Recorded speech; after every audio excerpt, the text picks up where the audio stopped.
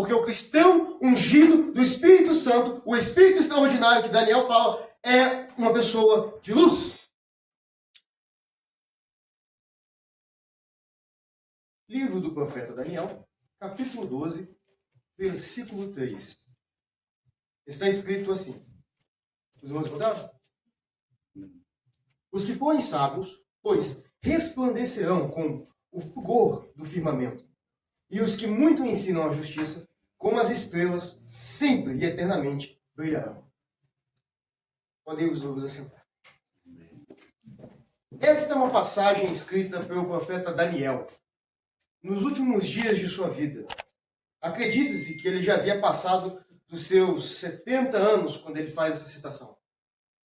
E muito se sabe da vida de Daniel quando o assunto é cova dos leões, mas pouco se sabe é por que exatamente o seu ministério é importante.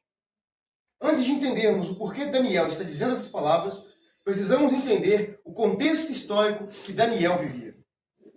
Lá em 2 Reis, no capítulo 24 e capítulo 25, a Bíblia Sagrada vai narrar um acontecimento impressionante. Houve um rei justo em Israel. Não é Davi, mas o rei Josias. Ele começou a reinar ainda muito novo. E quando chegou a uma certa idade, ele encontrou os textos de Moisés. Ele não só entregou ao povo, como fez com que o povo abandonasse a sua idolatria, porque Israel estava entregue ao paganismo. E convenceu o povo que o povo deveria voltar à sua face, à face de Deus. E este foi um momento muito bom para o povo de Israel. Realmente foram dias maravilhosos. Só que Josias é um rei. E um rei defende sua terra. E ele vai em uma pequena batalha. Nessa batalha, uma flecha o atinge. E ele morre. Então o seu filho, chamado Eliaquim, assume o trono. Neste período, um outro profeta muito importante vivia em Israel. Jeremias. E Eliaquim vai acabar perdendo esta batalha para o faraó Neco II, que vai dar a Eliaquim o título de rei de Judá, mas vai mudar o seu nome de Eliaquim para Jeoaquim. E agora Israel tem um pacto com Neco II, que é o governante do Egito. Só que Israel também havia um pacto anterior com a Babilônia, que vem através de Nabucodonosor e faz um cerco em volta da cidade. Eliaquim, depois de um tempo, se rende. Nabucodonosor toma o que havia de melhor na monarquia de Israel, toma o que havia de melhor do templo que Salomão fez a Deus e leva para si. Eliaquim morre em amargura e o seu filho se torna rei. O seu filho chama-se Joaquim e ele vai governar por apenas 3 meses, porque ele vai tentar acionar o Egito contra a Babilônia. Nabucodonosor vem, retira dele o título de rei e entrega a seu tia, Matatias, e Matatias se torna rei de Israel. Nabucodonosor, com a sua autoridade de governante, muda o nome dele de Matatias para Zedequias. E Zedequias vai governar Israel por mais 11 anos, o reino de Judá, porque Israel nessa época é dividido em 2 reinos. E depois de 11 anos, toda Israel vai ser dominada pela Babilônia e destruída de vez. Este é o contexto social de Daniel. Daniel vinha de uma monarquia, porque ele era da monarquia. Daniel não é civil comum. Daniel vem de uma monarquia onde havia sacrifícios de criança, pegavam-se bebês e queimavam aos pés de um deus pagão chamado Moloque. Ele via os prostitutos cultuais na casa de Deus.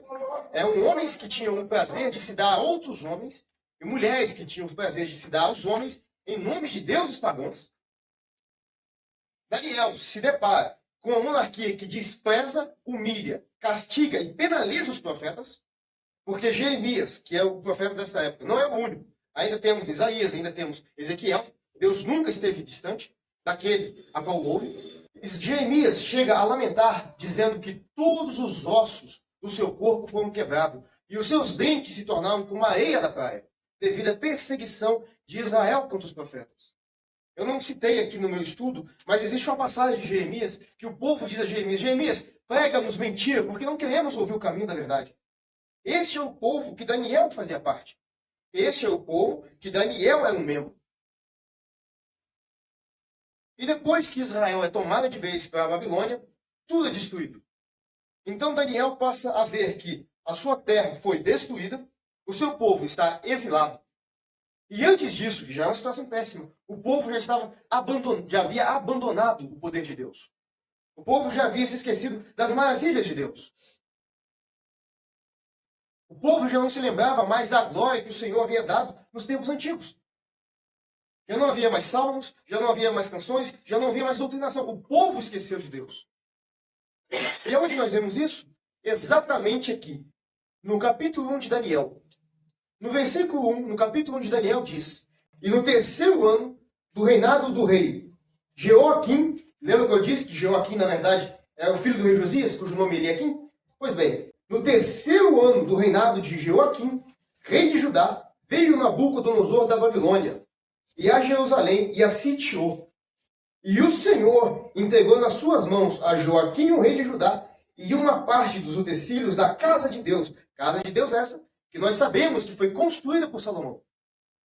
Peças de ouro, peças de prata, peças de cobre, coisas no qual o povo se esforçou para dar a Deus, foi tomado por Nabucodonosor. Voltamos ao texto. Parte desses utensílios da casa de Deus e levou para a terra de Sinar, para a casa do seu Deus, e pôs os utensílios do tesouro na casa de seu Deus.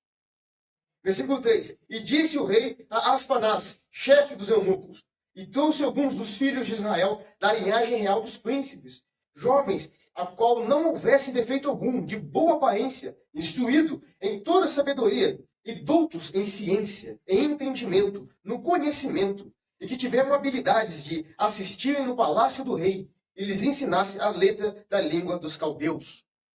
Ora, se Israel, a terra da qual saiu de Abraão, a terra no qual o Senhor os fez passar em terra seca no meio do mar, o Senhor fez o sol parar diante de Josué e derrubou muralhas com grito.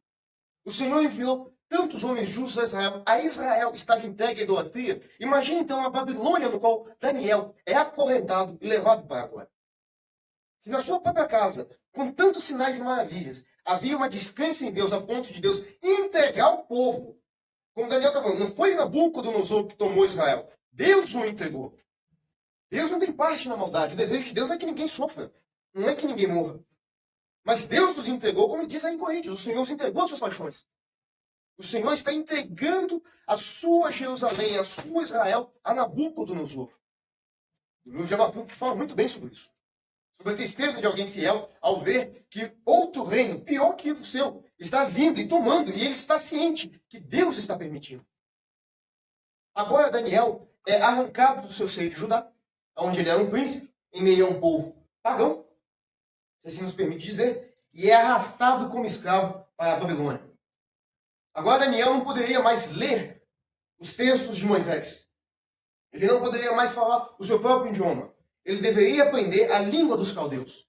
Ele deveria aprender a se vestir como um caldeu, a falar como um caldeu. Ele deveria aprender a ser, abandonar as suas origens como um judeu e abraçar a sua origem agora como um babilônico. Um exemplo muito interessante para entendermos esse contexto é Flávio Josefo. Ele é um príncipe de Israel, quando houve a destruição de Israel novamente, lá em 70 depois de Cristo, que ele foi apadrinhado pelo Império Romano. Então, às vezes, dependendo de qual versão da obra que você vai ler, ele é citado como Flávio Josefo, o romano. E dependendo das versões, ele é chamado de Flávio Josefo, o judeu. Porque quando você apadrinhava a pessoa, ela tinha que mudar a sua nacionalidade. É uma forma de apagar quem ele era. Então o rei Nabucodonosor chama Daniel, chama na verdade o seu líder, que é Aspenaz, para que prenda os melhores de Israel e leve como escravo. E ele vai pegar Daniel. E não só proibir Daniel de falar o seu idioma, de vestir as suas roupas, de cumprir seus rituais, como até mesmo o seu nome ele vai apagar. O nome de Daniel durante o seu livro é Beltesazar, mas não é o mesmo que faz a oferenda e a mão escreve na parede. Esse é outro, com um nome igual. Mas nós vamos chamá-lo de Daniel, para não virar aquela confusão. Agora Daniel está na Babilônia. Ele é um escravo. Um escravo tem desejo? Não tem. O desejo do escravo é o desejo do seu senhor. Daniel, escravo da Babilônia. Chegando lá, o primeiro confronto de Daniel é com os rituais babilônicos. Ele pode vestir a roupa de babilônico. Ele pode falar a língua dos babilônicos. Mas ele não vai comer a comida dos deuses pagãos da Babilônia. E nisso ele vai bater o pé e vai dizer que não pretende se contaminar com aquele alimento. Pode parecer estranho, pode parecer ridículo. Mas Daniel tinha tamanha fé em Deus que ele não ousou comer o alimento babilônico, porque sabia que é um alimento dado aos deuses. Resultado, ele passa a comer vegetação. E milagrosamente o Senhor honra o seu esforço. Daniel não é só visto como alguém bonito de aparência, mas ele é o mais forte, é o mais inteligente, é o mais saudável entre os babilônicos. E assim vive Daniel, um homem com uma fé ardente em Deus, preso a uma Babilônia cercada de todo tipo de imundícia. Com isso, convido-nos a refletir sobre o que é dito no capítulo 6, um pouco antes dele ser lançado à cova dos leões. Está escrito em Daniel, capítulo 6, versículo 3. Então, o mesmo Daniel sobrepujou os seus presidentes e os príncipes, porque nele havia um espírito excelente. E o rei pensava em constituí-lo sobre todo o reino. Daniel não é um homem comum. Daniel viveu com homens poderosos como Nabucodonosor. Daniel viveu com homens poderosos como Beltesazar, rei da Babilônia. Ele esteve com Ciro, o grande líder do povo da Pérsia. Ele se encontrou com Dário, o grande rei da Pérsia. E entre tantos monarcas e tantos impérios e tanta fortuna, o nome de Daniel permanece, enquanto boa parte desses homens, principalmente Nabucodonosor e Beltesazar, foram apagados da história. Nós só sabemos quem é o homem que prendeu Daniel porque Daniel o cita, e não porque ele se tornou relevante. E sabe por que nós sabemos quem é Daniel? Está escrito lá em Daniel 12, versículo 3. Os que forem sábios resplandecerão como o vigor do firmamento, e os que ensinam justiça brilharão como as estrelas eternamente. Daniel não só acreditou em Deus, como ele fez acontecer o que ele acreditava. Ele podia ser um homem sem direitos, ele podia ser um escravo, ele podia nascer em meio a um povo corrupto e ser levado a um povo mais corrupto ainda. Mas mesmo assim, ele permaneceu na justiça que lhe foi ensinada. Então, nós muitas vezes focamos apenas na parte no qual Daniel é amarrado e lançado à cova dos leões. E milagrosamente, os leões não vão fazer mal nenhum a ele. Os leões não vão matar Daniel. E aí, a igreja comemora, se alegra, faz hinos e louvores. O Senhor enviou o seu anjo e fechou a boca do leão, aleluia. Mas nós esquecemos que para que o Senhor envie seu anjo e feche a boca do leão, foi necessário anos de esforço de Daniel, mantendo no seu coração uma fé viva e avivada. Um coração que ardia e inflamava pelos desejos de Deus. Sabe por que ele foi jogado na cova dos leões? Porque eles olharam e disseram, é impossível condenar Daniel. Pois tudo que ele faz é muito justo, é muito reto. Não que Daniel fosse bom, como nós lemos, havia sobre ele um espírito excelente. Para os babilônicos, que eram homens idólatras, eles olhavam para Daniel e diziam, sobre Daniel existe um espírito excelente. Mas para nós, que é revelada a verdade, sabemos que este é o Espírito Santo, é o Espírito do Cristo. É o Espírito que consegue pegar o homem pecador e transformá-lo em um homem excelente. Consegue pegar o pior dos pecadores, como Saulo de Tarso, um perseguidor, e transformá-lo em Paulo de Tarso, um cordeiro, um sacrifício vivo para Cristo, como ele disse. Sou eu chamado para mártir de Cristo. Este é o Espírito excelente que a igreja deve buscar. Então olhamos para Daniel. Vemos o seu esforço, porque entendemos de onde ele veio. Uma Israel caída e mergulhada no pecado. Vemos para onde ele foi. Uma Babilônia caída e mergulhada mais ainda em pecado. Mas, todavia, Daniel, ele habitou-se em Deus. Com isso, eu entendi uma coisa maravilhosa. A luz de Deus não fica escondida. A luz de Deus resplandece nas trevas. Este espírito excelente que os babilônicos estavam vendo sobre Daniel não é nada mais, nada menos do que a luz de Deus. Daniel manifestava a luz de Deus, tanto em suas atitudes quanto em seu caráter. Vários exemplos durante todo o seu livro. Em algum momento, o rei vai ter um sonho. Ele vê uma estátua, cabeça de ouro, peitoral de prata, dorso de cobre, pernas de ferro e parte do joelho para baixo, ferro e barro. Para o rei, uma confusão. E pior, do alto do seu sonho, uma pedra cai e ela derruba a estátua. O rei olhou e falou, faria um voto então, que era um intérprete de sonhos, mas não contaria o sonho. Se há um intérprete verdadeiro, ele não só dará a revelação, mas já qual foi o sonho. Daniel, como refletia a luz de Cristo, não só contou o sonho, mas trouxe a interpretação. E ali, a um rei pagão, Daniel revela a essência de Cristo, que é a grande pedra que derrubará todos os impérios. Porque Babilônia podia ser ouro, mas Cristo é a pedra que derruba o ouro. Isso vem direto ao que Jesus fala no Evangelho, quando ele diz, eu sou a pedra. Quem é posto acima de mim será quebrado, e quem eu cair em cima dele se tornará em pó. Porque ele é a pedra. Então, ele interpretou sonhos, não só esse, mas o sonho da grande árvore e outras visões. Daniel vai revelar coisas do futuro. Existe uma discussão muito forte para saber se Daniel é um livro legítimo, porque ele fala de coisas que eram impossíveis de ser previstas. Como eu comentei, a Babilônia é um império extremamente poderoso, a ponto do Egito não conseguir derrubar a Babilônia. E ele vai profetizar a queda da Babilônia, o que era inviável em sua época. Ele vai dizer coisas do futuro. Daniel, por exemplo, tem a visão dos 4 animais. Ele fala sobre o urso com a costela na boca, o leão com asas, o leopardo de 4 cabeças e a criatura bestial que surge no final e devora as demais. O bode que pisa sobre o cordeiro, que ali não é uma representação do diabo e Cristo, mas é uma representação do Império Medo-Persa e o Império Babilônico. Revelações do futuro. Então, Daniel deixou a luz brilhar. E mesmo estando em um terreno que não era seu, ele ensinou a verdade do caminho de Deus e manteve a fé. E isso é o mais belo de Daniel. Daniel não precisou que alguém dissesse, você precisa ser fiel a Deus. Ele conscientizou no seu coração que ele precisava ser fiel a Deus. E hoje, agora, dia 15, o Senhor Jesus Cristo nos chama para sermos fiéis. O Senhor Deus nos chama para sermos como Daniel, para sermos luz em um mundo de trevas. E para isso, para que não fiquem minhas palavras, vamos ler a afirmação de Cristo? Evangelho de Mateus, capítulo 5, versículo 14, 15 e 16. O capítulo 5 de Mateus é o Sermão da Montanha. Na verdade, não é somente o 5. É o 5, 6 e 7.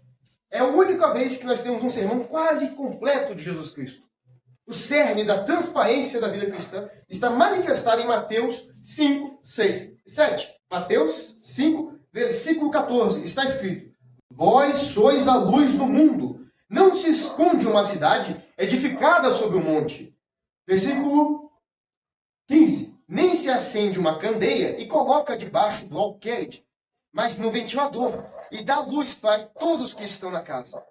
Assim, resplandeça a vossa luz diante dos homens, para que vejam as suas boas obras e glorifiquem a mim. Não, quando eu digo a mim, não sou eu. Glorifiquem a Deus que está nos céus. Sabe o que Jesus está dizendo? Vós sois a luz do mundo, e sois uma cidade forte, edificada em um monte. Os irmãos podem olhar para lá. Está vendo ali? Se os irmãos olharem para aquela janela ali, eu vejo a cidade de Belo Horizonte daqui. É possível ver a cidade pela iluminação que ela tem. Existe uma outra região um pouco mais distante, fica para lá. Às vezes parece que há até uma luz no céu flutuando, porque lá é um monte bem distante e alto. E há luz, e é possível ver. Esses somos nós. Este é o Evangelho de Cristo. Um Evangelho que não pode ser escondido. Um Evangelho que não pode ser contido, porque ele é uma luz edificada sobre um alto forte monte, que é Jesus Cristo. Jesus Cristo nos diz no versículo 15, que ninguém acende, vou adaptar para uma linguagem mais moderna, ninguém coloca uma lâmpada como essa que está no nosso teto, debaixo da mesa, debaixo da cama, debaixo do fogão. A lâmpada para iluminar uma casa deve estar num lugar alto, que é o ventilador que o texto diz. É o lugar alto onde se botava a vela. Por quê? Porque no lugar alto ele ilumina toda a casa. Cristo é a luz do mundo, ele diz isso. E Cristo, através de seu sacrifício, não porque somos bons, mas através do sacrifício santo, na cruz, ele nos dá o direito de sermos suas testemunhas. E como somos suas testemunhas, também somos luz. E luz para iluminar o mundo. Luz para trazer visão ao mundo.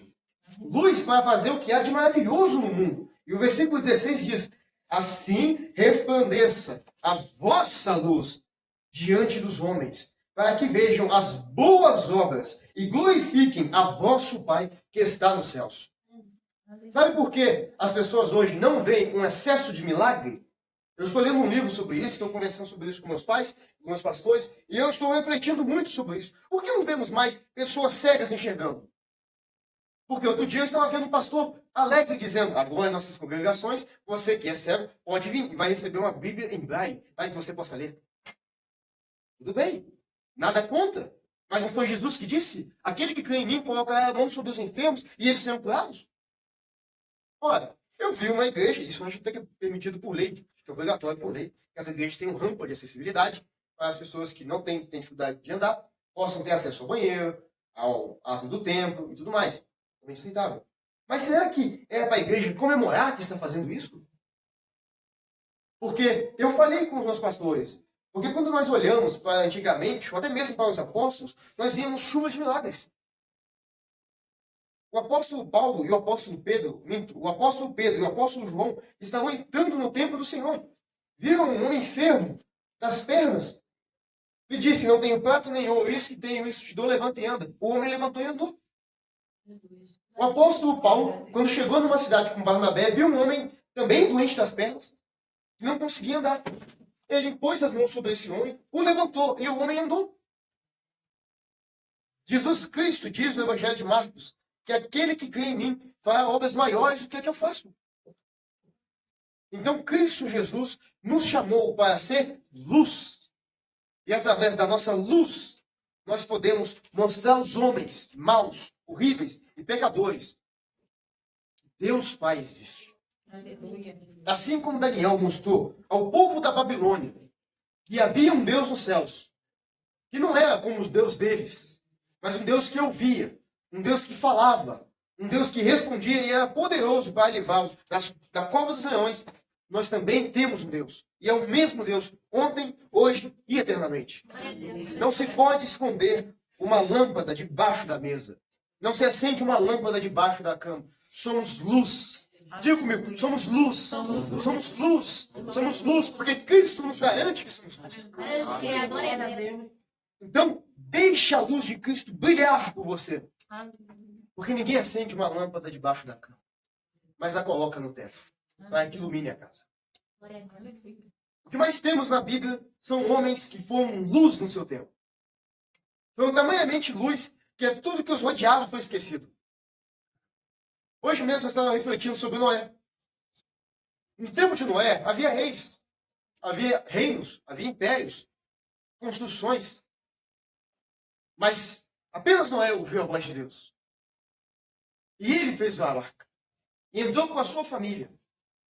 E todos aqueles homens poderosos que deviam ter animais, castelos e todo tipo de prosperidade foram apagados da história. Porque Noé era a luz. O apóstolo vai falar sobre isso. Sobre o Espírito de Cristo pregando nos dias de Noé. Abraão foi luz quando na terra de Ur, caldeus, entregue aos ídolos pagãos, ele, já avançado de idade, ouviu a voz de Deus e teve a fé para seguir. Com certeza, em Ur dos caldeus, haviam homens mais prósperos, mais joviais, mais virios do que Abraão. Mas foi Abraão que ouviu, e ele foi luz para aqueles que estavam com ele. Há um homem que nasceu entre os escravos e foi criado no palácio do faraó. E quando ele chegou a uma certa idade, ele se identificou com a dor do seu povo e foi morar entre os hebreus, eu estou falando de Moisés. Então, através de uma péssima escolha, ele mata um homem e foge para Midian. E por lá fica escondido. Mas como eu falei, ninguém pode fazer uma luz debaixo da cama. Então Moisés retorna para o Egito. Não para habitar em palácios e não para habitar entre os escravos, mas para libertar o povo da escravidão que havia sobre eles. Então o que nós mais vemos na Bíblia Sagrada são homens que são luz. Para que não fique apenas, mas isso é só no Velho Testamento. Vamos pegar pessoas do Novo. Olhemos para Pedro. Pedro é um pescador, iletrado, dizem em Atos 3. E quando foram julgar Pedro, eles olharam e disseram, que perigo, olha esse homem, olha para ele, não sabe conversar, não sabe escrever, não sabe ler. Isso é um ninguém. É um ninguém que pega um Jesus que também não foi ninguém. E Pedro teve tamanha luz que Atos diz que as pessoas colocavam seus enfermos com a esperança que a sombra de Pedro, ao passar pelos doentes, os curasse. Como eu citei, Paulo foi um terrível perseguidor da igreja. Ele fala isso no seu julgamento. quando ele está sendo condenado, ele fala: eu corri, eu bati, eu confrontei o cristianismo. Eu odiei Jesus Cristo e busquei martelá-lo. E é o mesmo Paulo que vai dizer que eu guardei a fé, combati o bom combate e encerrei minha carreira. Luz. O Cristo nos chama para ser luz. Estevão. Deve citei 3 homens do Velho Testamento, 3 homens do Novo. Estevão. Estevão é um jovem. Origem desconhecida. Família desconhecida. Ministério. Ele pregava e batizava. Até que ele foi preso, ele foi condenado à pena de morte por apedrejamento e foi apedrejado até morrer. E no exato momento que Estevão estava sendo alcançado por aquelas pedras, ele olha para os céus. E ele nos traz uma das coisas que eu acho mais linda no livro de Atos. E o Lucas descreve: e estando ele cheio do Espírito Santo, viu Jesus em pé ao lado de Deus e morreu. Cristo recebeu a alma de Estevão em pé. E aqueles que estavam lançando pedras sobre Estevão olharam e disseram: olhe para ele, o seu rosto brilha. Sabe por que o rosto de Estevão brilhava? Porque o cristão ungido do Espírito Santo, o Espírito extraordinário que Daniel fala, é uma pessoa de luz. Aleluia. Cristo nos chamou para sermos luz.